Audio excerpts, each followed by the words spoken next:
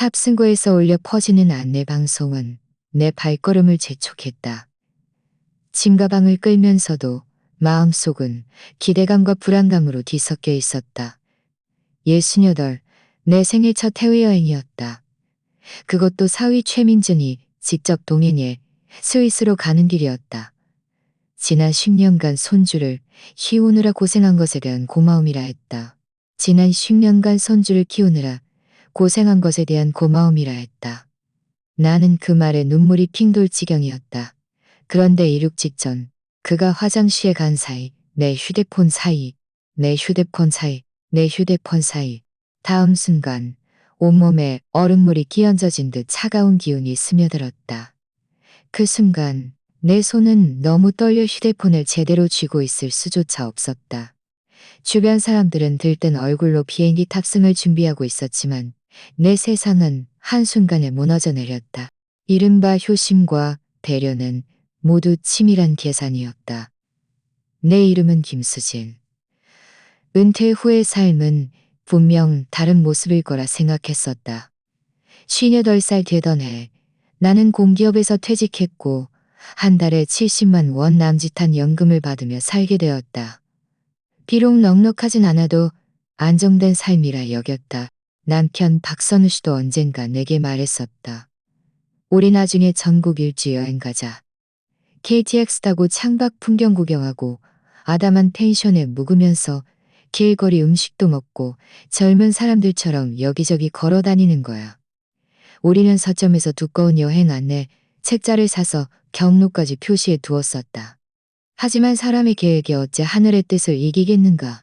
텔레비전은 켜져 있었지만 소리는 들리지 않았고 밥을 지어도 먹을 사람이 없어 식은은 버리고 다시 짓기를 반복했다. 매일 밤 칠흑 같은 어둠이 깔린 집에서 내 마음은 걷잡을 수 없는 공허함에 휩싸였다.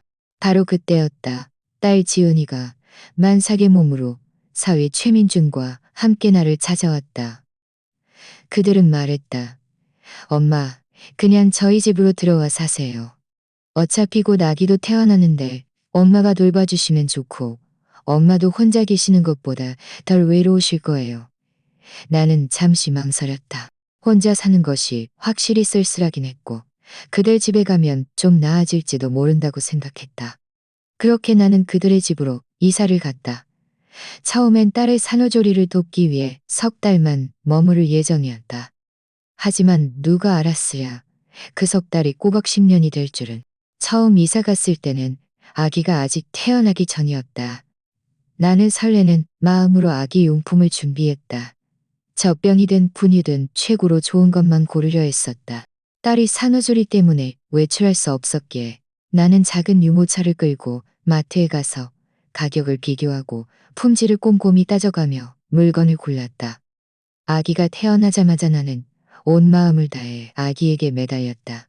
새벽 2, 3시에 아기의 울음소리가 나를 깨웠지만 딸과 사위는 곤히 잠들어 있었다.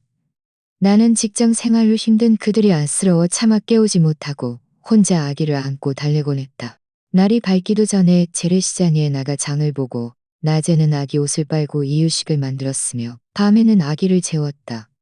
하루하루가 끝없는 고리처럼 이어졌다. 나는 스스로에게 자주 말했다. 이것이 나의 책임이라고. 어쨌든 내 손주가 아닌가. 아기가 하루하루 자라 할머니라고 부르던 순간 나는 아무리 힘들어도 모든 것이 보상받는 기분이었다. 하지만 솔직히 말하자면 때로는 내가 무료가사 도우미처럼 느껴질 때도 있었다. 경제적으로도 내가 보탠 돈이 적지 않았다. 딸은 직장인이고 사위는 부동산 영업을 해서 수입이 들쭉날쭉했다. 그들은 늘 생활비가 빠듯하다고 입버릇처럼 말했다. 나는 생각했다. 어차피 나에겐 연금도 있고 박선우 씨가 남겨준 약간의 예금도 있으니 손주에게 들어가는 돈은 내가 대겠다고. 손주 지우가 2살이 되었을 때 나는 시내에서 가장 좋다는 몬테소리 유치원에 보내야 한다고 고집했다. 학비가 1년에 1,000만 원이 훌쩍 넘었지만 나는 말했다. 그때 나는 속으로 우쭐하며 그가 진심으로 나를 존경한다고 생각했다. 사실 아까울 게 뭐가 있겠는가. 내 손주인데 내가 안 아끼면 누가 아껴주겠는가. 수년 동안 큰돈 들어가는 학비나 학원비부터 작은 옷까지, 장난감에 이르기까지 나는 그들이 걱정할 일이 거의 없도록 했다. 내 연금 대부분은 손주에게 쓰였고 심지어 3억 원짜리 정기예금까지 미리 해약했다. 겉으로는 든든해 보였던 내 노후, 자금은 사실 서서히 바닥을 드러내고 있었다. 마음속으로는 점점 불안해졌다. 박선우 씨가 살아있었다면 내가 노후 자금도 남겨두지 않았다고 나무라지 않았을까 하고 자주 생각했다. 하지만 나는 또 스스로를 위로했다. 이건 다 손주를 위한 일이고 돈을 제대로 쓰는 것이니 손해볼 것 없다고. 딸은 나에게 나쁘게 대하지는 않았다. 퇴근하고 집에 오면 내가 바쁘게 움직이는 모습을 보고는 엄마, 수고 많으셨어요라고 한마디 건네고는 다시 보고서 쓰기에 바빴다. 그렇게 시간이 흐르면서 딸은 내가 옆에 있는 것이 당연해졌고 모든 일을 내가 처리하는 것을 묵인했다. 최민주는 입담이 좋았다. 명절 때마다 작은 선물을 사오고는 어머님 하고 부르는데 친어머니보다 더 살갑게 대하는 듯했다. 나는 때때로 마음이 따뜻해지면서 이 사위가 괜찮은 사람이라고 생각했다. 하지만 가끔은 그의 시선이 무심코 내 지갑과 통장에 머무는 것을 알아차릴 때도 있었다. 그는 자주 나와 은행에 동행하며 심부름을 돕는다고 했다. 하지만 내가 돈을 인출할 때마다 그의 눈가에는 희미한 흥분 같은 것이 스쳐 지나가는 것을 느꼈다. 마음속에 경계심이 없었던 것은 아니지만 그는 말을 참 듣기 좋게 했다. 어머님, 한평생 고생하셨으니 돈은 어머님 자신과 손주를 위해 쓰셔야죠. 이런 말을 듣다 보면 오히려 내가 너무 소심한가 하는 생각이 들었다. 그렇게 10년이 흘렀다. 나는 은퇴한 할머니에서 뭐든 다 할 줄 알고 아기도 잘 돌보고 요리도 잘하고 돈까지 되는 맞는 가사 도우미가 되어 있었다. 집안의 크고 작은 모든 일이 내 어깨에 얹혔다. 힘들 때면 허리가 쑤시고 온몸이 아파 밤잠을 설치기도 했다. 하지만 다음 날 손주의 환한 웃는 얼굴을 보면 다시 마음이 약해지곤 했다. 때로는 부엌의 작은 의자에 앉아 스스로에게 말했다. 여기도 내 집이고 내가 헛수고 하는 게 아니라고. 딸의 가족 모두 내가 필요하고 내가 너무 늙어 거동이 불편해지면 그들이 분명 나를 돌봐줄 것이라고. 그 순간만큼은 나는 그 말이 사실이라고 믿고 싶었고 다른 가능성은 차마 생각하기도 쉬웠다. 그날은 주말이었다. 날씨가 제법 쌀쌀해져 나는 오후 내내 부엌에서 분주하게 움직였다. 오리탕 한 솥을 끓이고 딸이 가장 좋아하는 마늘 브로콜리 볶음도 만들었다. 10년간의 습관은 나를 이미 집안의 총무로 단련시켜 놓았다. 식탁에 앉으면 제때 음식이 차려져야 했다. 최민준이 돌아왔을 때 그는 고객에게서 받았다며 과일 한 상자를 들고 있었다. 과일을 내려놓자마자 그는 오리탕 솥을 옮기는 나를 돕겠다며 나섰다. 입으로는 살갑게 어머님, 고생 많으셨습니다. 정말 저희 집의 목덤이세요. 라고 말했다. 그 말을 듣자 마음이 따뜻해졌다. 가끔 그의 시선이 불편하게 느껴질 때도 있었지만 이 말솜씨는 늘 나를 더 깊이 생각하지 못하게 했다.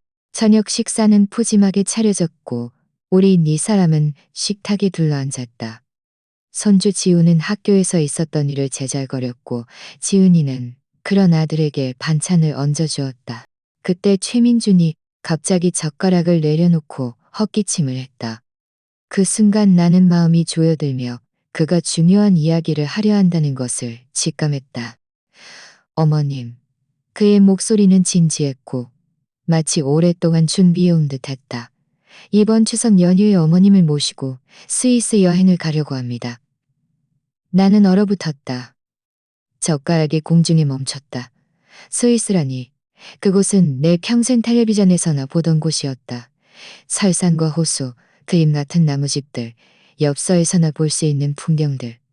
하지만 나는 늘 절약하며 살았기에 해외여행 같은 건 꿈도 꿔본 적이 없었다. 최민준이 말을 이었다. 지난 10년간 손주를 돌보시느라 너무 고생 많으셨어요. 집안의 크고 작은 모든 일이 다 어머님 덕분이었죠. 저와 지은이 모두 다 고고 있었습니다.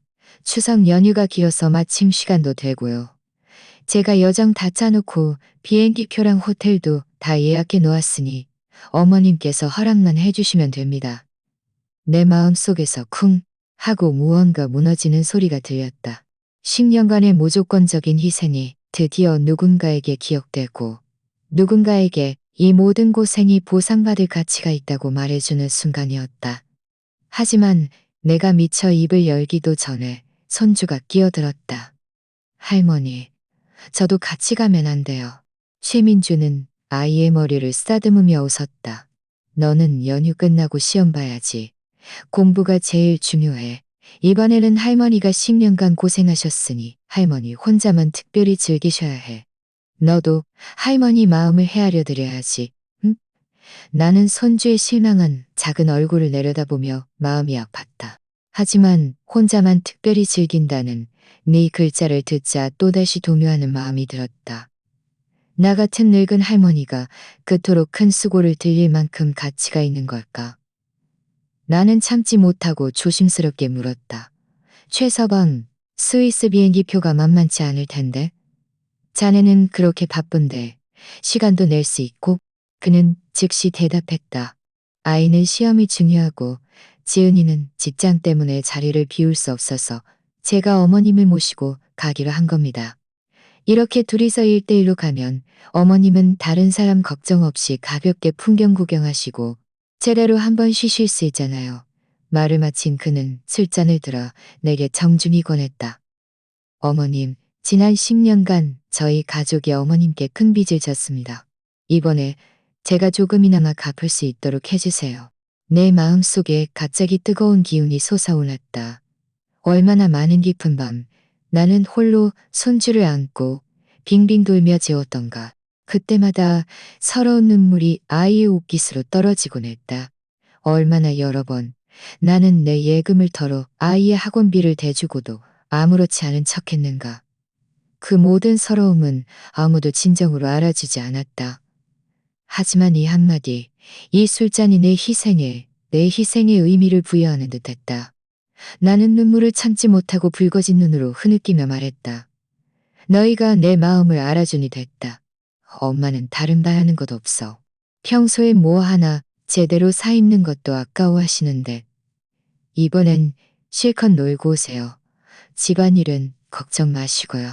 나는 입으로는 대답했지만 마음속에는 의문이 스쳤다. 최민준이 언제부터 이렇게 통이 커졌지? 평소 그는 돈 쓰는데 아주 인색해서 작은 장난감 하나 사는 것도 아이에게 다음에 사자고 말하곤 했다. 그런데 지금 갑자기 스위스 비행기표에 호텔까지 이렇게 멋진 말까지 늘어놓으니 불안감이 드는 건 어쩔 수 없었다. 하지만 딸의 간절한 눈빛을 보자 내 마음속 의심은 또다시 씻겨 내려갔다. 아마 이것이 노년의 가장 큰 약점일 것이다. 감사받고 싶고 필요하다고 느끼고 싶은 마음이 너무나 강해서 그저 번지르르한 말 한마디에도 마음속 경계심을 잠시 잊게 되는 것. 그날 저녁 식사는 다소 몽롱한 기분으로 먹었다. 최민주는 끊임없이 내게 반찬을 덜어주며 갈비찜은 내 손맛이 최고고 이 오리탕은 밖에 5성급 호텔 것보다 훨씬 맛있다고 말했다. 나는 웃으며 고개를 저었지만 마음속은 부드럽게 쓰다듬어지는 듯 아릿하고 뭉클했다. 식기를 정리할 때 나는 부엌 창밖의 달을 보며 갑자기 박선우 씨가 하늘에서 나를 보고 있는 것 같다는 생각이 들었다. 나는 속으로 중얼거렸다. 여보, 보고 있어요? 우리 딸 시집도 잘 갔고 사위도 착하고 효심 깊어요. 당신은 없지만 나는 이 가정을 잘 꾸려나가려고 노력하고 있답니다. 그 순간 나는 오랜만에 느껴보는 행복감을 맛보았다. 밤늦게 침대에 누워서도 나는 뒤척이며 영 마음이 놓이지 않았다. 스위스라니 이렇게 거창한 여행이 정말 나를 위한 것일까? 계산해보니 이 여행에 적어도 수천만 원은 들 것 같았다. 최민준의 성격을 생각하면 그가 그렇게 큰 돈을 쓸 리가 있을까? 하지만 문득 생각을 바꾸어 보았다. 어쩌면 그가 정말 나에게 보답하고 싶어 하는 걸지도 모른다. 지난 몇 년간 내가 그들 가족에게 얼마나 많은 돈을 절약해 주었는가. 가사 도우미와 산후 도우미 기용만 합쳐도 이미 몇 억 원은 좋게 넘을 터였다. 그렇게 생각하니 마음이 한결 편해졌다. 다음 날 지은이가 특별히 나를 찾아와 말했다. 엄마, 이제 걱정은 그만 내려놓으세요. 스위스에 가서 기분 전환도 하시고 맨날 돈 아낄 생각만 하지 마세요. 돈은 또 벌 수 있지만 엄마 몸은 하루하루 늙어가잖아요. 지금 아니면 정말 나중에 걷지도 못할 수도 있어요. 딸이 말을 할수록 그녀의 눈빛에는 안쓰러움이 묻어났다. 나는 문득 온 가족이 나를 설득하여 휴가를 보내려는 사람처럼 느껴졌다. 마음속 깊이 남아있던 작은 의심은 완전히 사라졌다. 나는 고개를 끄덕이며 나지막이 말했다. 그래, 그럼 한번 가보지 뭐. 그 말을 마치자 마음이 홀가분해졌다. 마치 수년간의 고생이 드디어 출구를 찾은 듯했다. 내가 무료 가사 도우미도 아니고 현금 인출기도 아님 진정으로 소중히 여겨지는 어머니라는 기분이 들었다. 그날 밤 나는 오랜만에 좋은 꿈을 꾸었다. 꿈속에서 나와 최민주는 설산 아래에 앉아 따뜻한 코코아를 마시고 있었다. 주인은 고요했고 그는 웃으며 내게 말했다. 어머님, 이 모든 것이 가치 있는 일이었어요. 나는 편안하게 웃었다. 스위스에 가겠다고 승낙한 후로 나는 몇 살은 더 젊어진 것 같았다. 지난 10년간 나는 아이들과 집안일에 매달려 나 자신을 위한 휴가는 단 한 번도 가져본 적이 없었다. 그런데 이제 누군가 나를 홀로 해외여행에 데려다 주겠다고 했다. 그것도 가까운 곳이 아닌 스위스라니. 그 이름만 들어도 내 마음속은 거품처럼 부풀어 올랐다. 아이들은 함께 갈 수 없다는 것을 알았지만 손주 지우가 제일 먼저 달려와 물었다. 할머니, 비행기 타고 아주 먼 곳에 가요? 설산도 볼 수 있어요? 저 스위스 병정 인형 좀 사다 주실 수 있어요? 아이는 손으로 작은 인형 모양을 흉내냈다. 내 마음이 뜨거워져 즉시 고개를 끄덕였다. 할머니가 꼭 사다 줄게. 가장 멋진 걸로 사서 네 책상에 놓아줄게.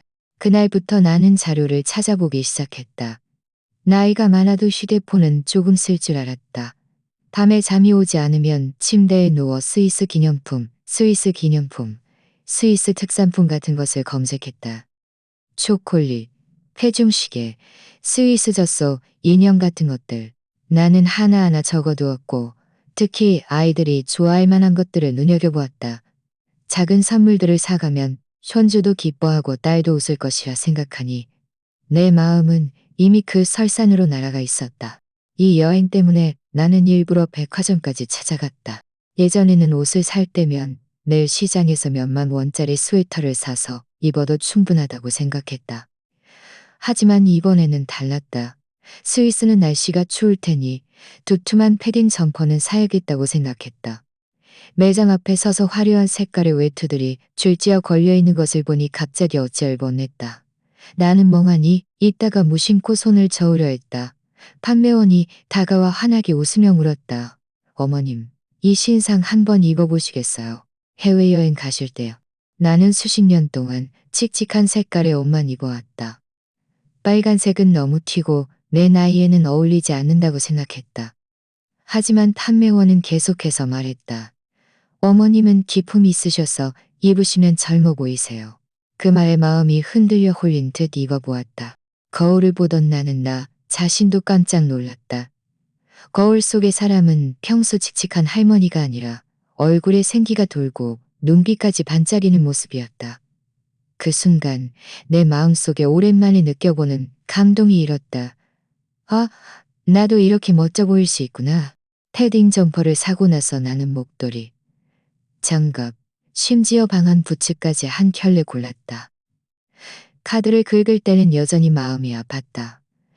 이 모든 것을 합치니 30만 원이 훌쩍 넘었기 때문이다. 하지만 생각을 바꾸어 보았다. 이번 여행은 사위가 준비한 효도 여행이니 나도 좀 꾸며서 단정하게 보여야지. 초라하게 보이면 안 된다고.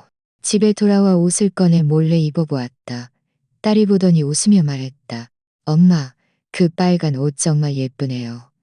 그 말에 나는 이루 말할 수 없이 기뻤다. 수십 년간 나는 늘 실용성을 최우선으로 여겼지. 나 자신을 위해 이렇게 많은 돈을 써본 적이 없었다. 돈을 들여 꾸미는 것이 단순히 허영이 아니라 나 자신도 잘 대우받을 가치가 있다는 것을 스스로에게 말해주는 일이라는 것을 그제야 깨달았다. 내 물건 외에도 나는 그들을 위한 준비도 생각했다. 그날 나는 은행에 가서 일부 돈을 인출해 용돈 봉투에 담았다. 여행 중에 딸 지은이에게 몰래 건네줄 생각이었다. 지은이는 어릴 때부터 착해서 돈을 달라고 한 적이 없었지만 나는 엄마로서 늘 그에게 엄마가 늘 든든하게 뒤를 받쳐주고 있다는 것을 알려주고 싶었다. 나는 유로와도 좀 환전해 가서 그들에게 작은 선물들을 사줄 생각이었다. 예를 들면 지은이가 좋아하는 옷팔찌나 손주가 갖고 싶어하는 장난감 같은 것들. 돈은 장난감 같은 것들. 돈은 장난감 같은 것들. 돈 쓸 때면 그냥 쓰는 거지. 어차피 3억 원 예금에서 수천만 원을 꺼내 그냥 쓰는 거지. 이렇게 생각하니 마음이 오히려 편안해졌다. 며칠 뒤 아래층으로 장을 보러 갔다가 박미숙 이모님을 만났다. 이모님은 내 얼굴에 화색이 도는 것을 보고 웃으며 물었다. 수진 씨, 요즘 무슨 좋은 일 있어? 사람 자체가 달라졌네? 나는 우쭐한 마음을 감추지 못하고 목소리를 낮춰 말했다. 우리 사위가 나를 모시고 스위스에 간대요. 스위스에 간대요. 단둘이 가는 거예요. 이모님은 흠칫하며 눈빛이 흔들렸고 표정이 굳어졌다. 누가 효심 깊은 사위를 만나 거금 들여 해외여행까지 보내주는데 부러워하지 않겠는가. 나는 의기양양하게 오시며 호텔이며 몇 마디 덧붙여 자세히 설명했다. 박미숙 이모님은 그저 고개를 끄덕이더니 마지막에 의미심장한 표정으로 말했다. 그럼 가서 실컷 즐기고 와야지. 그가 멀어진 후 내 마음속은 갑자기 텅 빈 듯 허전했지만 이내 스스로를 위로했다. 아마 시샘하는 마음이 들었겠지. 모두가 이렇게 다정한 사위를 만나는 건 아니니까. 저녁에 짐을 꾸릴 때 나는 혼자 거울 앞에 섰다. 빨간색 패딩 점퍼를 입고 목도리를 메고 발에는 새로 산방한 부츠를 신었다. 거울 속에 나를 빤히 바라보며 갑자기 착각에 빠졌다. 마치 시간이 거꾸로 흐른 듯했다. 나는 더 이상 하루 종일 부엌에서만 맴돌던 늙은 할머니가 아니라 먼 곳으로 여행을 떠나는 여인이었다. 나는 심지어 손을 들어 머리카락을 살짝 쓸어 넘겼다.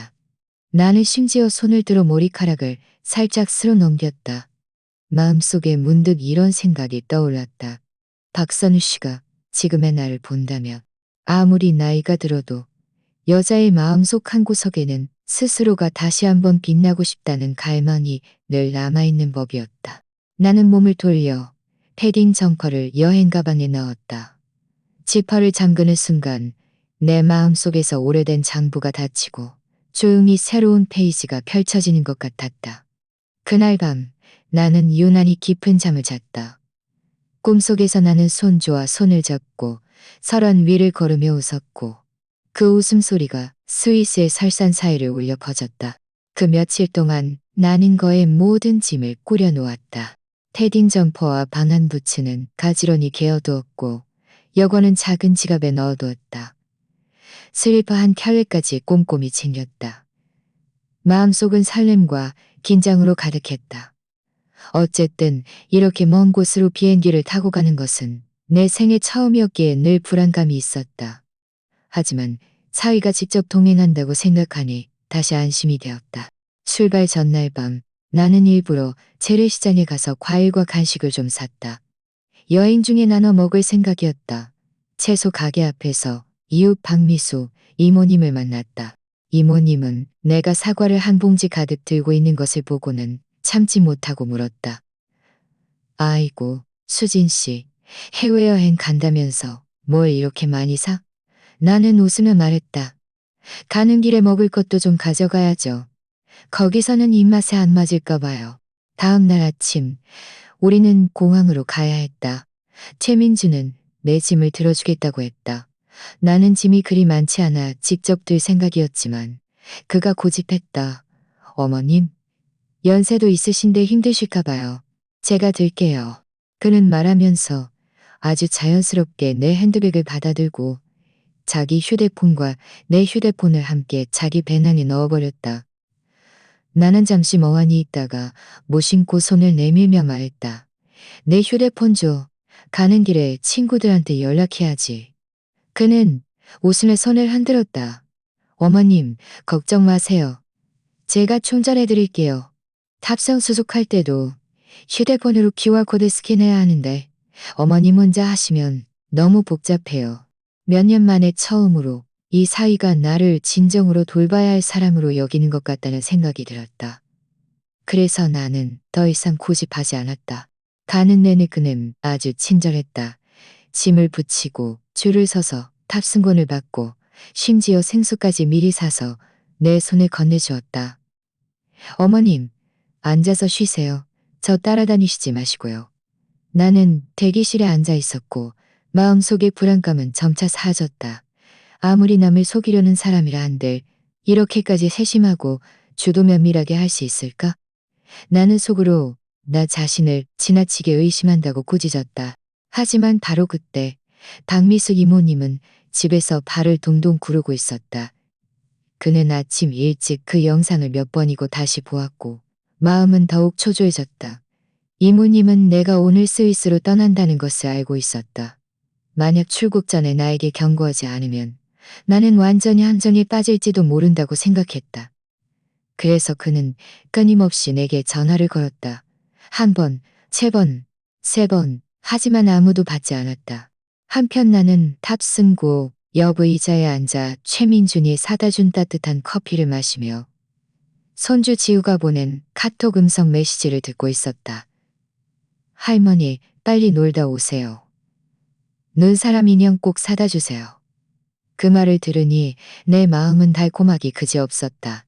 휴대폰은 최민준의 배낭 속에서 진동했지만 나는 전혀 알지 못했다. 그 일련의 부재중 전화는 운명이 남긴 균열이 되었다. 잠시 후 그가 휴대폰을 꺼내 충전이 다 되었다며 내게 건넸다. 어머님, 뉴스라도 보실래요? 탑승까지 아직 시간이 좀 남았어요. 나는 웃으며 고개를 끄덕이고 휴대폰을 받아들었다. 하지만 마음속으로는 은근히 이상하다는 생각이 들었다. 예전에는 외출하는 내 자기 휴대폰만 가지고 놀더니 이번에는 내 것까지 신경 써주다니. 나는 잠시 생각하다가 또다시 스스로를 위로했다. 아마 내가 휴대폰을 잘 못 쓸까봐 대신 챙겨주는 거겠지. 하지만 마음속에 아는 차마 대신 챙겨주는 거겠지. 하지만 마음속에 알 수 없는 불안감은 여전히 스멀스멀 피어났다. 그러났다. 나중에 그가 화장실 갈 때였다. 그는 가방을 내려놓으며 말했다. 어머님, 제가 화장실 좀 다녀올게요. 저기서 기다려주세요. 그 순간 드디어 나에게 기회가 찾아왔다. 나는 화면을 열어보니 부재중 전화 목록이 길게 이어져 있었다. 모두 박미숙 이모님의 전화였다. 나는 깜짝 놀라가 조심해야 했다. 모두 박미숙 이모님의 저는 깜짝 놀라 서둘러 카톡을 열었다. 나는 깜짝 놀라 서둘러 카톡을 열었다. 하지만 눈가의 시선은 짧은 몇 글자였지만 내 마음을 미세하게 흔들었다. 내 손가락이 미세하게 떨렸다. 박미숙 이모님이 보낸 영상을 눌렀다. 화면 속에서 최민준이 웃고 있었다. 그의 목소리는 빠르고 경쾌했다. 장모님이 3억 원을 시원하게 내주시더군. 이번 스위스 여행은 그냥 앉아서 횡재한 거지. 돌아와서 투자 얘기 좀 꺼내면 분명히 또 뜯어낼 수 있을 거야. 엄마, 걱정 마. 앞으로 우리 편하게 살려면 다 그 사람 덕분이야. 내 심장이 철렁 내려앉았다. 숨이 멎는 듯했다. 가슴이 턱 막혔다. 나는 재생 버튼을 눌렀다. 화면이 흔들렸고 배경은 복도였다. 바로 최민준이었다. 그는 늘 입던 검은색 정장을 입고 휴대폰을 든 채 얼굴에는 여유로운 미소를 띠고 있었다. 그의 목소리는 마치 내 귓가에 속삭이는 것처럼 상냥했다. 엄마, 장모님 돈 정말 식 깊은 장이 속이는 것처럼 선명했다. 엄마, 장모님 돈 정말 쉽게 빼낼 수 있네. 3억 원을 쏟아버렸다. 그 사람 분명 돈을 기다하나고 나를 친아들처럼 생각하나 봐. 3억 원이라니. 영상은 계속 이어졌다. 최민준의 웃음소리는 경박했다. 그 사람 돈가 완전히 손이 들어오면 그때 투자 얘기를 다시 꺼내봐. 분명히 고개를 끄덕일 거야. 그때 돈 좀 빼내면 우리 생활이 훨씬 넉넉해질 테고. 걱정 마. 내가 잘 구슬릴게. 이번 추석 연휴 여행 다녀오면 어머님이랑 지은이한테 원찬으로 위로상도 마련해 줄게. 장모님이 효도하는 거라고 말하면 어르신도 기뻐하실 거 아니야. 어르신도 기뻐하실 거. 눈물이 왈칵 쏟아졌지만 나는 죽을 힘을 다해 참았다. 소리 내어 울 엄두도 내지 못했다. 대기실에는 사람들이 오갔고 아이들의 웃음소리, 안내 방송 소리가 모두 내 세상과 한 뼘 멀어진 듯했다. 내 귀에는 오직 그의 목소리만이 한마디 한마디가 더 차갑게 들려왔다. 온천 위로상이라니. 그의 눈에는 나의 3억 원이 겨우 그들 가족이 즐길 오락거리를 위한 계획에 불과했던 것이다. 내 손가락은 떨렸고 휴대폰은 미끄러져 떨어질 뻔했다. 머리끝부터 발끝까지 차가워지는 느낌에 나는 거의 서 있을 수가 없었다. 그렇게 많은 세월 동안 나는 그들 가족을 위해 필사적으로 희생했다. 밤낮으로 아이를 돌보고 연금을 털어 손주를 가장 비싼 유치원에 보냈으며 나와 박선우 씨의 평생 저축을 한 푼 두 푼 내주었다. 하지만 이 모든 것이 그의 눈에는 당연한 현금 인출기에 불과했던 것이다. 내 머릿속에 수많은 장면들이 스쳐 지나갔다. 한밤중에 울고 보채는 손주를 안고 빙빙 돌 때 최민주는 편안히 잠들어 있었다. 학비 납부 기한이 되어 내가 딸에게 은행 카드를 건넬 때 그는 정말 대단하다고 웃으며 말했다. 식탁에서 그가 진지한 얼굴로 나를 스위스 여행에 데려가겠다고 했을 때 나는 감동으로 눈가가 뜨거워졌다. 이 모든 것이 다 계산된 것이었다니. 나는 마치 심연에 빠진 듯했다. 사방은 어둡고 빛 한 줄기 없었다. 귓가에는 대한항공 항공편 탑승 준비를 알리는 안내 방송 소리가 울렸지만 나는 아무것도 들리지 않는 것 같았다. 오직 내 심장이 쿵, 쿵 하고 격렬하게 뛰는 소리만 들릴 뿐이었다. 나는 고개를 들어 대기실을 오가는 여행객들을 보았다. 어떤 이들은 들떠 있었고 어떤 이들은 지쳐 보였다. 하지만 그들은 모두 각자의 목적지를 향해 가고 있었다. 그런데 나는 내 목적지는 한순간에 무너져 내렸다. 마침내 눈물이 뚝뚝 떨어졌다. 나는 서둘러 손등으로 눈물을 닦았다. 다른 사람들이 볼까봐 두려웠다. 마음속은 칼로 베이는 듯 아팠다. 휴대폰 화면은 여전히 영상의 마지막 장면, 최민준이 너무나 여유롭게 웃고 있는 모습에 멈춰 있었다. 마치 모든 것이 그저 게임이라도 되는 양. 장모님 돈 기꺼이 내준 거지? 이 한마디는 독침처럼 내 심장에 박혔다. 그제야 나는 깨달았다. 내가 그들의 눈에 결코 가족이 아니라 영원히 바닥나지 않을 돈 주머니에 불과했다는 것을. 그때 최민준의 모습이 사람들 사이에서 다시 나타났다. 나는 황급히 영상을 끄고 휴대폰을 땅으로 축축한 손을 꽉 쥐었다. 엄마, 오래 기다리셨죠? 오래 기다리셨죠? 그는 아무 일 없었다는 듯 웃으며 물 한 병을 내게 건넸다. 나는 고개를 들어 그의 익숙한 얼굴을 바라보았다. 마음속은 격난처럼 휘몰아쳤다. 10년 동안 나는 이 얼굴의 미소가 진심이라고 수없이 믿어왔다. 아니, 오래 기다리지 않았어. 나는 애써 목소리를 가다듬었다. 그는 내 옆에 앉아 나지막이 말했다. 어머님, 이따가 우리 면세 좀 먼저 둘러볼까요? 제가 어머님께 화장품 좀 사드릴게요. 여자들은 나이가 들어도 가꿔야죠. 나는 고개를 끄덕였지만 아무 말도 할 수 없었다. 입가에 억지로 미소를 지었지만 마음속은 우는 것보다 더 괴로웠다. 탑승구 안내 방송이 다시 울려 퍼졌다. 취리행 항공편 승객 여러분, 탑승을 준비해 주십시오. 주변 사람들이 줄지어 일어나 짐을 끌고 탑승 통로로 향했다. 나도 기계적으로 일어섰다. 손바닥에는 여전히 휴대폰을 꽉 쥐고 있었지만 마음속은 오만 가지 감정이 뒤섞인 듯했다. 굴욕감, 분노, 비참함이 뒤엉켜 있었다. 나는 고개를 숙여 여행 가방에 걸린 빨간색 목도리를 보았다. 이번 여행을 위해 특별히 산 것이었다.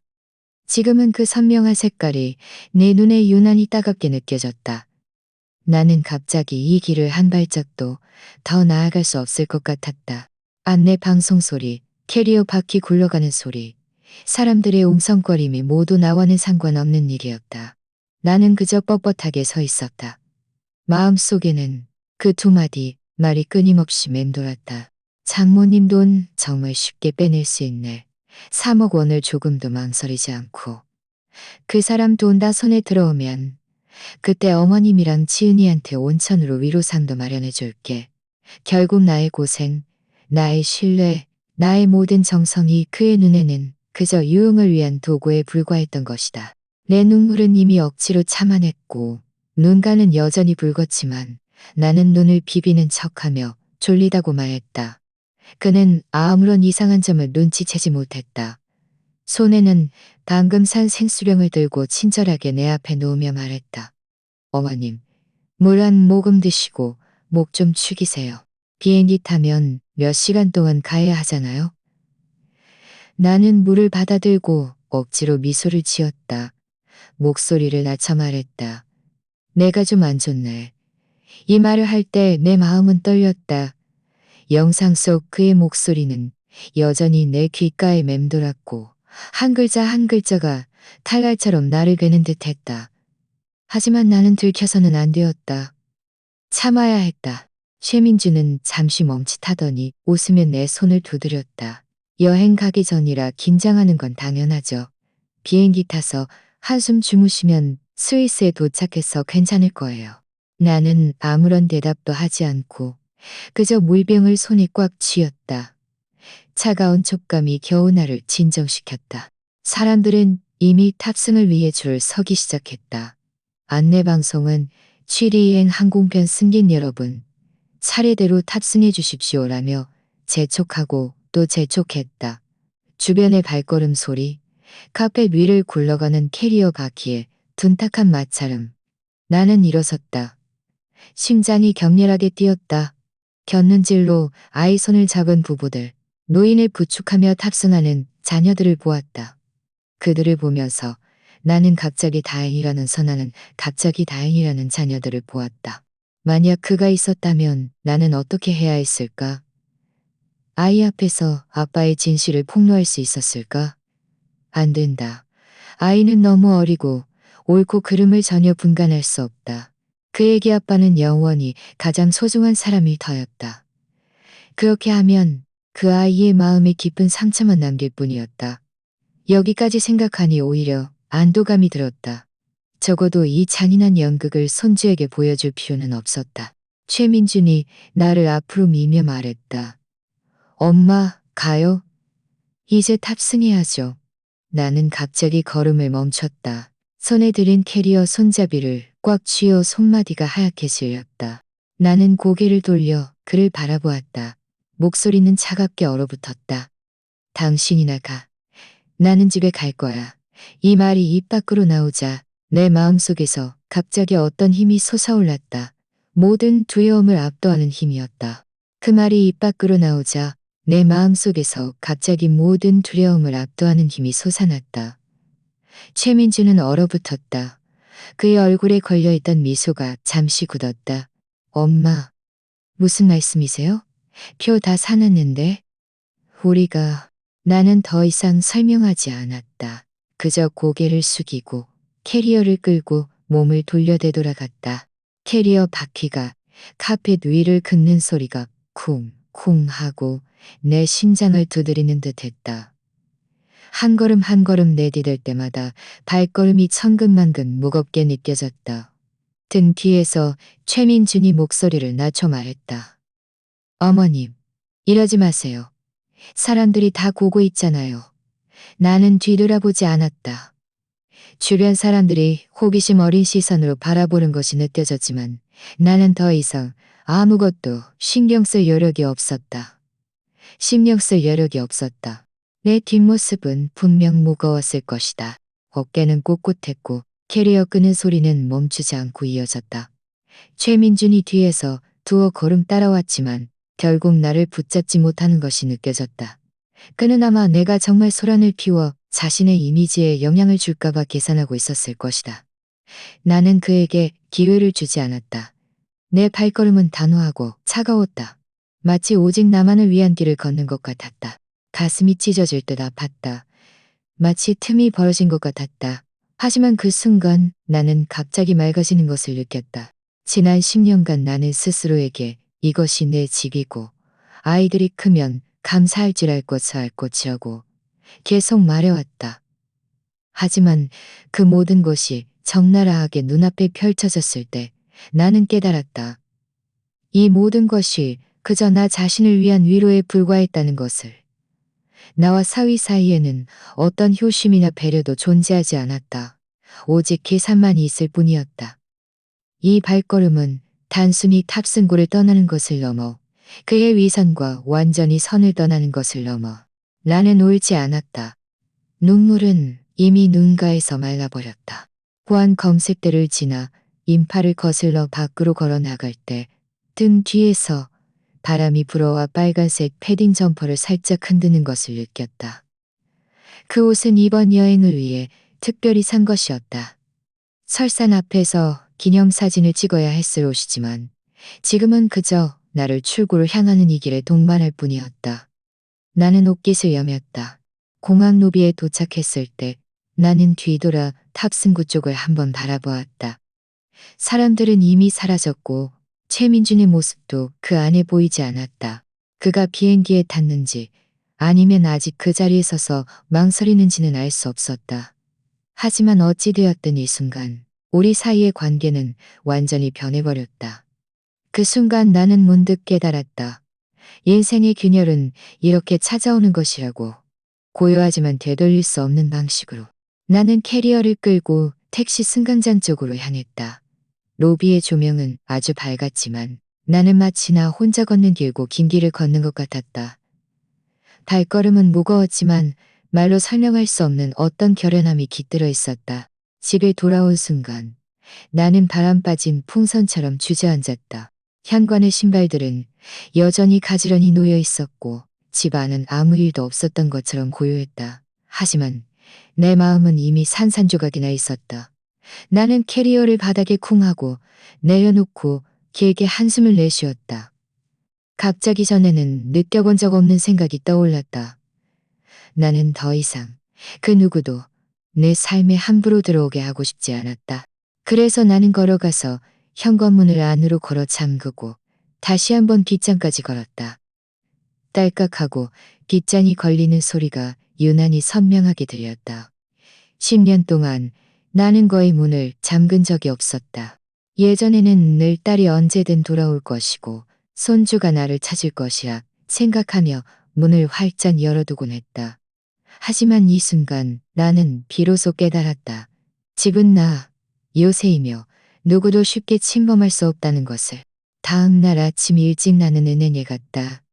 젊은 창고 직원이 능숙하게 키보드를 두드리며 물었다. 어머님, 어떤 업무를 보시겠어요? 나는 은행 카드를 밀어 넣으며 말했다. 이 돈을 3년짜리 정기예금으로 돌리고 싶어요. 그는 고개를 들어 나를 바라보았다. 다소 놀란 듯했다. 나는 미소를 지으며 덧붙였다. 이번엔 오직 나 자신을 위한 거예요. 이 말을 마치자 내 목소리가 목매이는 듯했다. 3억 원 중 대부분이 이미 빠져나갔고 남은 부분은 죽어도 지켜야 했다. 단 한 푼이라도 더는 누구도 손대게 해서는 안 되었다. 서명할 때 내 손가락은 떨렸지만 마음속은 오히려 든든했다. 마침내 운명의 모래시계 위에 보호 버튼을 누른 것 같았다. 업무를 마치고 나는 바로 집으로 돌아가지 않았다. 대신 근처 대형 슈퍼마켓으로 향했다.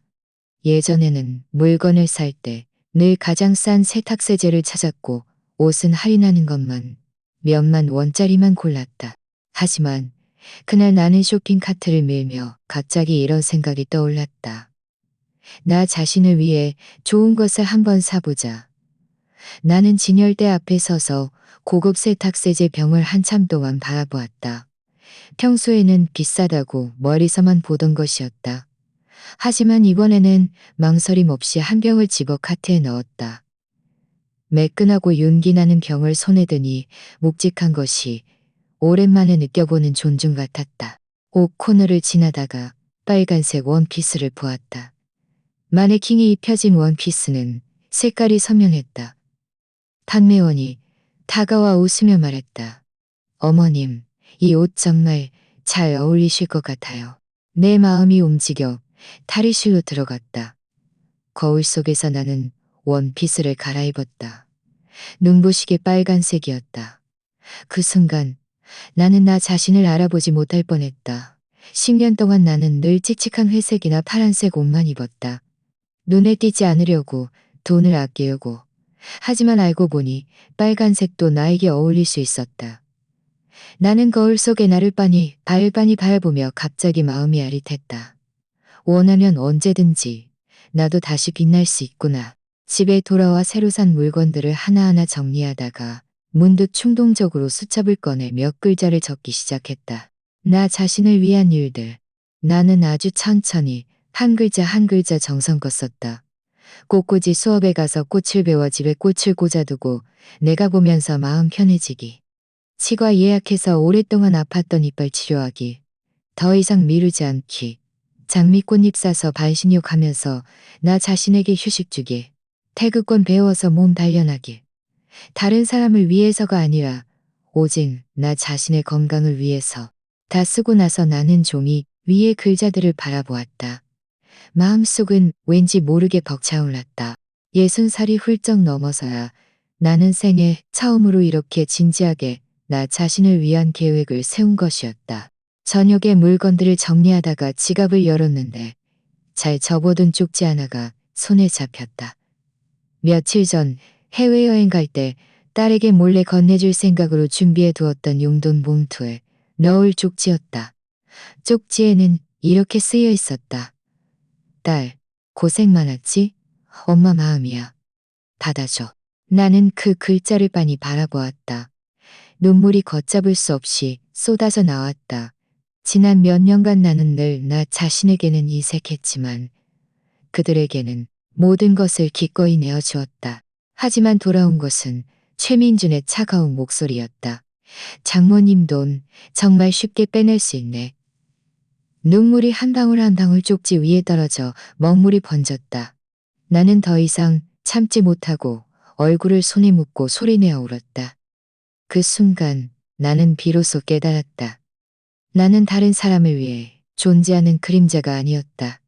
나는 김수진이었다. 나 자신을 위해 살아야 했다. 추석 연휴가 끝난 후 집안은 어딘가 모르게 부자연스럽게 조용했다. 최민주는 바로 돌아오지 않았다.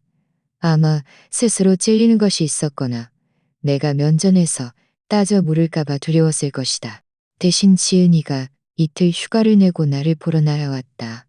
나는 부엌에서 빨간색 원피스를 의자 등받이에 걸어놓고 채소를 썰 준비를 하고 있었다. 그때 현관문이 열리는 소리가 들렸다. 지은이가 문을 열고 들어서자마자 그 원피스를 보고는 잠시 멈칫했다. 엄마, 이 옷 새로 사셨어요? 그의 목소리에는 망설임이 섞여 있었고 눈빛은 불안했다. 무언가 묻고 싶어 하는 것 같았지만 차마 입을 열지 못했다. 나는 그를 보며 갑자기 마음이 아팠다. 내 딸은 마흔이 넘은 나이에도 자기 집에서 조마조마하며 살고 있었다. 나는 대답하지 않고 몸을 돌려 냄비 속에 국을 몇 번 저었다. 덤덤하게 말했다. 지은아, 엄마한테 물어보고 싶은 거 있어? 그는 잠시 멍하니 있다가 입술을 꾹 다물었다. 눈빛은 갈피를 잡지 못하고 흔들렸다. 한참 후에야 겨우 한마디를 쥐어짜냈다. 엄마, 요즘 좀 변하신 것 같아요. 나는 국자를 내려놓고 천천히 고개를 들어 그를 바라보았다. 마음속에 오랫동안 억눌려 있던 감정이 드디어 터져 나올 때가 된 것이었다. 네 남편이 나를 계산하고 있다는 거 엄마는 이미 알고 있었어. 이 말이 밖으로 나오자 내 목소리는 뜻밖에도 평온했다. 마치 날씨 이야기를 하듯 한 가정을 폭로하는 이야기가 아닌 것처럼. 지은이는 크게 몸을 떨었다. 눈물이 순식간에 왈칵 쏟아져 나왔다. 그는 흐느끼며 말했다. 엄마, 다 알고 계셨어요? 다는 고개를 끄덕였고 더 이상 설명하지 아니었어요. 하지만 말했어요. 그는 고개를 끄덕였고 더 이상 설명하지 않았다. 그는 달려와 내 손을 꽉 잡고 어깨를 들썩이며 울었다. 죄송해요, 엄마. 그는 아이처럼 울었다. 나는 그의 손을 토닥이며 마음속으로 아릿함을 느꼈다. 지은아, 나는 나지막이 말했다. 너는 내 뱃속으로 낳은 자식인데 네 마음을 내가 어떻게 모르겠니? 너는 내가 외로울까봐 두려웠던 게 아니야. 너는 네가 현실을 직시할 용기가 없었던 거야. 네가 기댈 언덕을 잃을까봐 두려웠고 아이가 아빠를 잃을까봐 두려워서 침묵하는 길을 택했던 거야. 그는 숨이 넘어갈 듯 고개를 끄덕였다. 눈물이 눈을 가렸다. 엄마, 제가 정말 너무 나약했어요. 그 사람이 엄마한테 돈 달라고 할 때마다 제 마음이 찢어지는 것 같았어요. 하지만 가정이 깨질까봐 아이가 상처받을까봐 두려웠어요. 엄마 아세요? 엄마가 그 사람한테 돈 줄 때마다 제 마음은 피눈물을 흘렸어요. 나는 깊이 숨을 들이쉬었다. 갑자기 지난 세월 동안 딸도 쉽지 않았을 거라는 생각이 들었다. 그는 남편과 어머니 사이에서 양쪽 모두 소중한 사람이기에 어느 한쪽도 거스를 수 없었다. 하지만 그럴수록 그는 갇힌 새와 같았다. 지은아, 나는 네 엄마고 나는 결코 너를 원망하지 않아. 하지만 너는 옳고 그름을 분별하는 법을 배워야 해. 침묵으로 얻는 평화는 진정한 평화가 아니야. 너는 가정을 지키고 있다고 생각했지만 실제로는 그 사람의 탐욕을 부추긴 것뿐이야. 그는 고개를 들어 나를 바라보았다. 그의 눈에는 놀라움이 스쳐 지나갔다. 나는 말을 이었다. 이 나이에 나는 외로움도 두렵지 않고 관계가 깨지는 것도 두렵지 않아. 내가 가장 두려운 건 네가 계속 참고 살다가 이 관계 속에 스스로를 가둬 죽이는 거야. 방 안은 한동안 아주 조용했다. 때는 국물 소리만 들릴 뿐이었다. 지은이는 코를 훌쩍이며 목소리를 떨었다. 엄마, 제가 잘못했어요. 앞으로는 다시는 침묵하지 않을게요. 그는 눈물을 닦으며 결심한 듯 말했다. 엄마, 오늘부터 돈 문제는 제가 책임질게요. 그 사람이 엄마 돈 한 푼도 못 건드리게 할 거예요. 걱정 마세요. 제가 앞으로는 지킬게요. 그 말을 듣자 내 마음속에는 말로 표현할 수 없는 감정이 일었다. 안도감과 함께 안쓰러움이 교차했다. 나는 손을 뻗어 그의 머리카락을 쓰다듬었다. 마치 그가 어릴 때 울면서 안아달라고 했을 때처럼. 엄마는 너를 믿어. 그는 내 어깨에 기대어 아이처럼 흐느꼈다. 엄마, 만약 엄마가 언젠가 정말로 안 계시면 저는 어떻게 해야 해요? 나는 한숨을 쉬었다. 눈가는 촉촉했지만 애써 목소리를 가다듬었다. 두려워 마. 그때가 되면 너는 네가 생각하는 것보다 훨씬 강하다는 것을 알게 될 거야. 하지만 그 전에 나는 네가 누구도 네가 지켜야 할 것을 함부로 빼앗아가지 못하게 하는 법을 가르쳐 줄 거야. 그날 끓인 국은 아주 향긋했지만 나와 딸은 몇 숟가락 드지 못했다. 모녀가 처음으로 속마음을 터놓고 이야기하는 것은 마음을 지치게 했지만 동시에 전례 없는 홀가분함을 안겨주었다. 그날 밤 지은이는 우리 집에서 묵었다. 잠들기 전 그는 내 손을 잡고 나지막이 말했다. 엄마, 고맙습니다. 엄마가 저의 가장 큰 버팀목이에요. 그날 지은이와 진심을 터놓고 이야기한 후로 내 마음속에는 마치 벽이 하나 세워진 것 같았다. 단절이 아니라 경계였다. 과거에 나는 모든 것을 간섭하려 들었다. 집안일이든 아이들이든 그들이 말만 하면 내가 앞장서서 맡으려 했다. 하지만 그날 밤 울고 난 후 나는 문득 깨달았다. 나는 이 집에 맞는 열쇠가 아니었다. 나에게는 나만의 노년이 있었고 나는 누구에게도 빚진 것이 없었다. 그달 최민주는 또다시 전화로 아이의 학원비가 어쩌고 저쩌고 애들러 말하며 내가 돈을 내야 한다는 듯이 암시했다. 나는 깊이 숨을 들이쉬고는 평온한 목소리로 말했다. 돈 문제는 지은이랑 상의해봐. 나는 더 이상 신경 안 쓸 거야. 전화 저편에서는 잠시 침묵이 흘렀고 이내 그의 건조한 웃음소리가 들렸다. 어머님, 오해하지 마세요. 그냥 제가 아무 생각 없이 한 말이에요. 나는 더 이상 말을 받지 않고 전화를 끊었다. 오히려 마음이 홀가분해졌다. 10년 만에 처음으로 안 되라고 거절하는 것이 생각만큼 어렵지 않았다. 나는 더 이상 나 자신을 부엌에 묶어두지 않았다. 지은이가 아이를 데리러 왔을 때 나는 웃으며 말했다. 오늘은 너희가 직접 밥 해 먹어. 나는 저녁에 약속이 있어. 그는 처음에는 멈칫하더니 이내 고개를 끄덕이며 아무 말도 하지 않았다. 그 순간 나는 마치 집안일이라는 족쇄에서 진정으로 벗어난 것 같았다. 나는 밖으로 나가기 시작했다. 동네에 새로 생긴 꽃꽂이 강좌에 등록했다. 첫 수업에서 백합 한 다발을 손에 들고 있는데 왠지 모르게 긴장되었다. 선생님은 웃으며 말했다. 어머님, 두려워하지 마세요.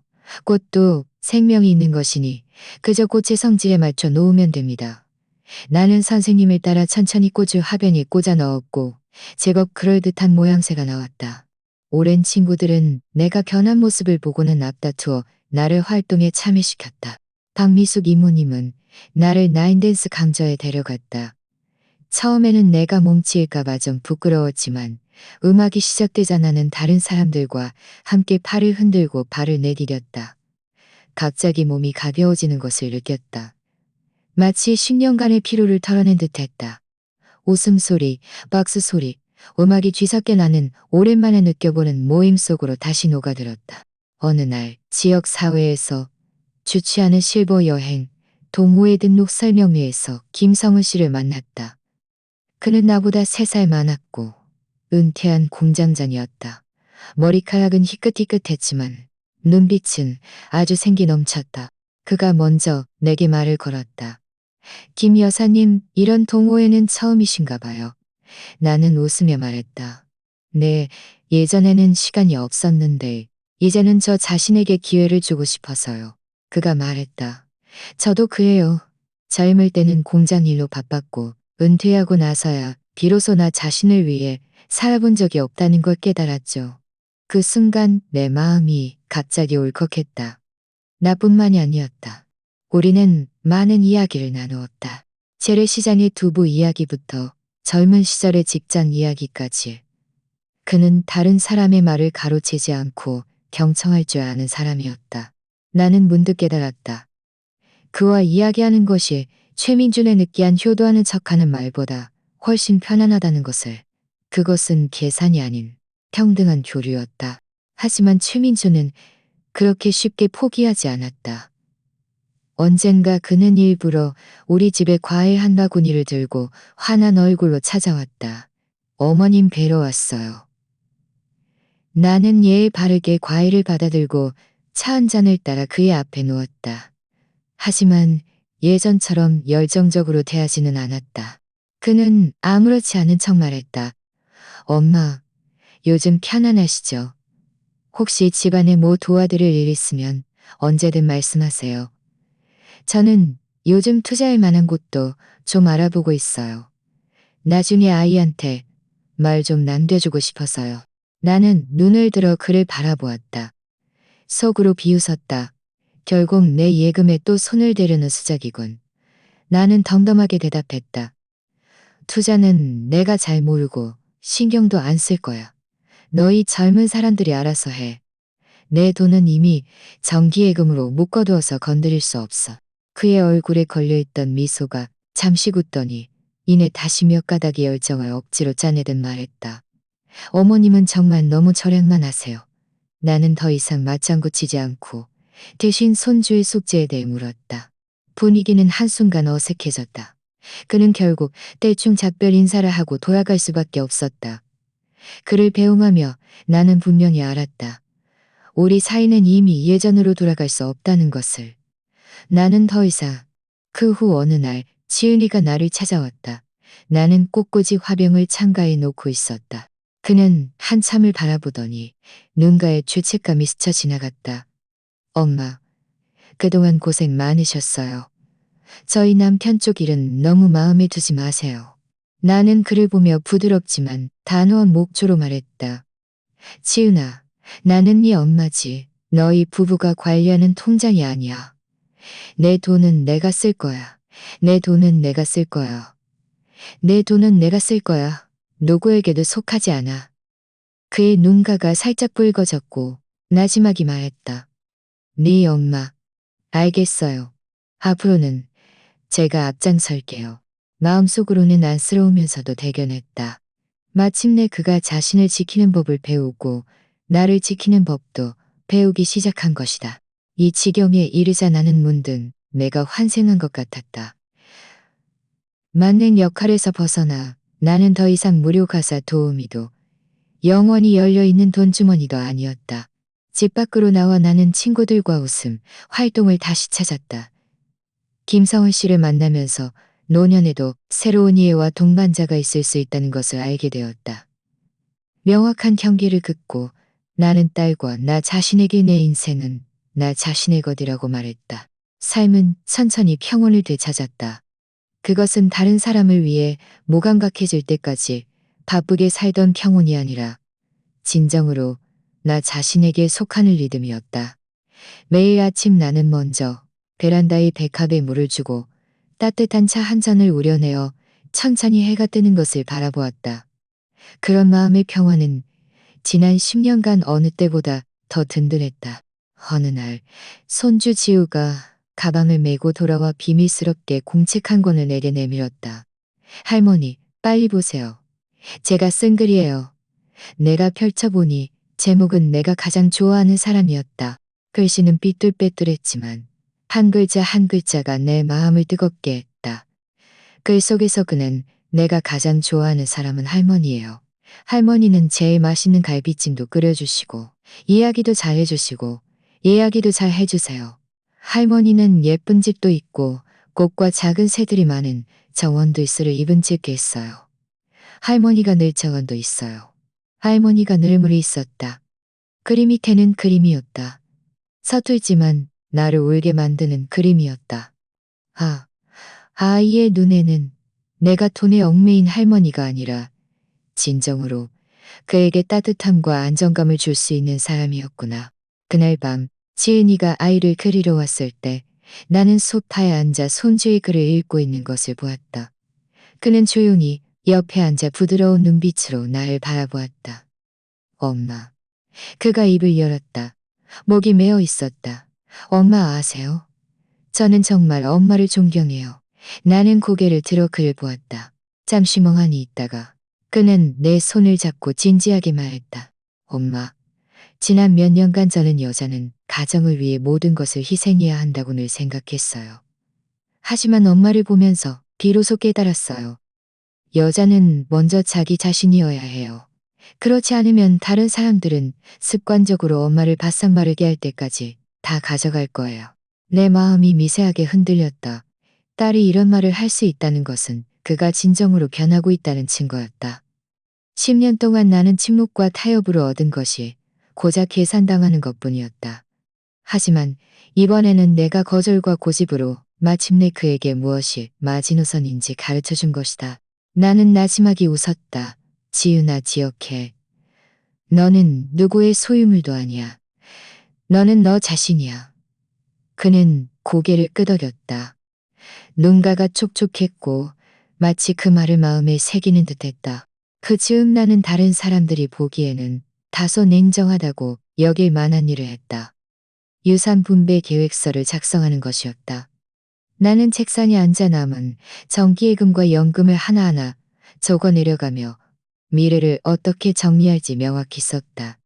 집은 지은이에게 남기되 최민준의 명의로는 절대 할 수 없다는 조건을 달았다.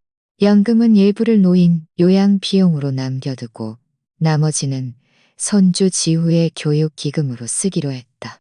다 쓰고 나서 나는 길게 한숨을 내쉬었다.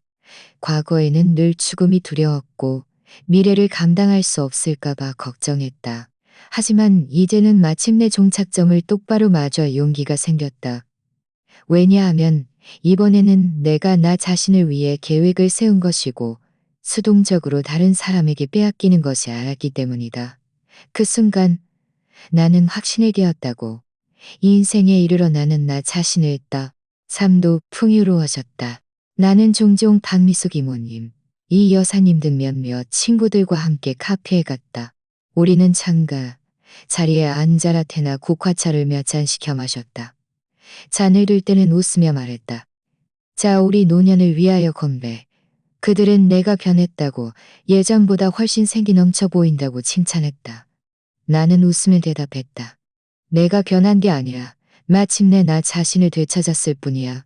이 말을 마치자 우리는 모두 하하 크게 우리는 모두 하하 크게 우리는 모두 하하 크게 우리는 모두 하하 크게 우리는 가끔은 실버 여행 동호회와 함께 단기 여행을 떠나기도 했다. 김성훈 씨도 참여했다. 여행 내내 우리는 일 이야기, 자녀 이야기, 노년의 일상에 대해 이야기를 나누었다. 그는 달콤한 말을 하는 사람은 아니었지만 그의 말은 나를 안심시켰다. 언젠가 그가 문득 감회에 젖어 말했다. 김 여사님, 우리 나이에 이렇게 이야기 나누며 웃을 수 있다는 것이, 내 이사님, 우리 나이에 그 나누며 웃을 수 있다는 것이 내 인생 후반전에도 사실 무엇보다 귀한 일이죠. 나는 고개를 끄덕였다. 마음이 살짝 따뜻해졌다. 어느 날 저녁, 나는 혼자 식탁에 앉아 따끈한 밥 한 그릇을 나 자신을 위해 담았다. 지난 10년간 나는 거의 매 끼니를 다른 사람들을 먼저 생각했다. 딸은 담백한 것을 좋아하고 손주는 편식이 심해서 다양한 음식을 만들어야 했다. 사위는 고기를 좋아해서 한 저것이 더 만들어야 했다. 내 차례가 되면 아무거나 대충 먹고 반찬 몇 가지로 때우곤 했다. 하지만 오늘은 나는 밥을 천천히 가득 담고 식탁 위에는 그저 밥그릇과 숟가락, 젓가락 한 벌만 놓여 있었지만 유난히 충만하게 느껴졌다. 나는 고개를 숙여 밥그릇에 비친 내 모습을 보며 속으로 나지막이 말했다. 수진아, 그동안 정말 고생 많았어. 오늘부터 네 노년은 마침내 네 것이 될 거야. 창밖에서 바람이 불어와 화병 속 백합을 살랑거렸다. 나는 문득 깨달았다. 내가 그토록 원했던 안정과 품위는 다른 사람이 주는 것이 아니야. 김수진의 이야기는 여기까지 와서 하나의 답을 찾았다. 남편을 일찍 여의고 딸의 집에서 잠시만 도와주려 했던 평범한 노년의 여인. 하지만 그 잠시가 10년이 되었다. 10년 동안 그는 자신을 거의 맞는 가사 도우미로 밤낮으로 손주를 돌보고 집안일을 도맡았으며 심지어 3억 원에 달하는 예금까지 꺼내온 가족을 부양히 대행했다. 그는 내금까지 꺼내 온 가족을 부양했다. 그는 늘 스스로에게 이것은 내 집이고 내가 헛쓰고 하는 것이 아니다. 하지만 탑승구 앞에서 그연했다. 하지만 탑승구 앞에서 기억하는가? 그가 짐가방을 끌고 뒤도 돌아보지 않고 탑승구를 떠나던 그 장면을. 그것은 그의 삶에서 가장 무거운 돌아서는 발걸음이었지만 동시에 가장 또렷한 깨달음의 순간이기도 했다. 그 후 그는 남은 돈을 정기예금으로 묶어두고 오직 자신만을 위해 남겨두었다. 그는 처음으로 슈퍼마켓에 가서 더 이상 할인 품목만 고르지 않고 빨간색 원피스를 샀다. 그는 자신을 위한 생활 계획표를 샀다. 그는 자신을 위한 생활다. 그는 자신을 위한 생활 계획표를 세웠다. 더 중요한 것은 그가 마침 내 딸과 속마음을 터놓고 이야기했다는 것이다. 그 모녀의 진솔한 대화는 사위의 계산적인 면모를 드러냈을 뿐만 아니라 딸에게 여자는 먼저 자기 자신이어야 한다. 그렇지 않으면 다른 사람 삶의 현금 인출기가 될 뿐이다라는 것을 깨닫게 할 뿐이다. 라는 것을 깨닫게 해주었다. 그는 자신의 경계를 세우기 시작했다. 더 이상 매달 돈을 대지 않았고 모든 일을 떠맡지도 않았다. 그는 집 밖으로 나오지도 않았다. 그의 노년은 더 이상 다른 사람이 짜놓은 것이 아니라 그 자신이 새롭게 선택한 삶이 되었다. 이 이야기를 되돌아보면 결코 멀리 있지 않다. 아마도 당신과 내 주변에도 김수진처럼 말없이 희생하며 자신의 모든 것을 가족에게 바치고 정작 자신에게도 노년이 있고 선택할 권리가 있다는 것을 잊고 사는 수많은 어머니, 이모, 할머니들이 있을 것이다. 그러니 나는 말하고 싶다. 돈은 조금이라도 자신의 손에 남겨두고 마음은 조금이라도 자신에게 남겨두고 삶에는 숨 쉴 공간을 조금이라도 남겨두라고. 누군가 진실을 폭로할 때까지 기다렸다가 수십 년간의 희생이 당연하게 여겨졌다는 것을 깨닫지 말기를. 이번 이야기는 여기까지입니다. 5,000명 구독 목표 달성에 도움을 주실 몇 번째 구독자님이 되어주실까요? 지금 바로 구독 버튼을 눌러주세요. 채널의 성장을 함께 지켜봐 주시기를 진심으로 초대합니다. 그리고 제 이야기가 여러분께 작은 깨달음을 주기를 바랍니다. 다음 회에도 만나요. 이 채널의 이야기는 사회 뉴스, 시청자 투고, 댓글 공유 등 실제 사건을 각색한 것입니다. 내용에 대한 의견이나 제안이 있으시면 댓글로 토론하거나 여러분의 이야기를 들려주세요. 어쩌면 다음 이야기의 주인공은 당신일지도 모릅니다.